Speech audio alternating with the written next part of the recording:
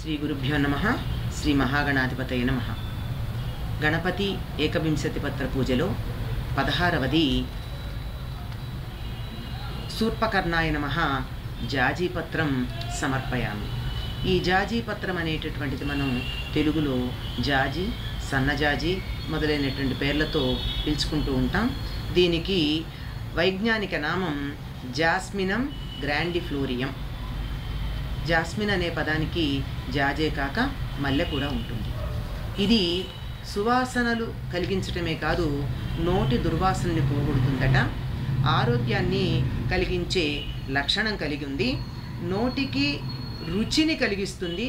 కామెర్లని పోగొట్టడానికి, గవదబిళ్ళల్ని తగ్గించడానికి జాజి ఆకుల్ని వాడతారు.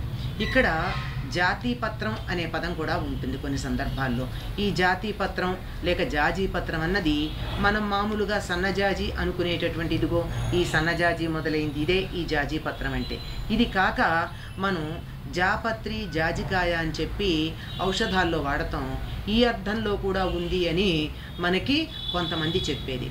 అంటే పెద్ద పెద్ద చిగుళ్ళని తెచ్చి ఇంత ఉంటుందండి, చిగురు ఎండిపోయిన తర్వాత దాన్ని జాపత్రి అంటాం, అంటే జాజి యొక్క పత్రి. అలాగే జాజికాయ కూడా ఔషధాల్లోనూ మామూలుగా ఇళ్లల్లో సుగంధ ద్రవ్యాలుగా కూడా వాడుతూ ఉంటాం. ఇది మామూలు సన్నజాజి కాదండి, జాజికాయ జాపత్రుల్లో ఉండే జాజి అని చెప్పేటటువంటి వాళ్ళు కూడా ఉన్నారు. అదైనా మంచిదే, ఇదైనా మంచిదే.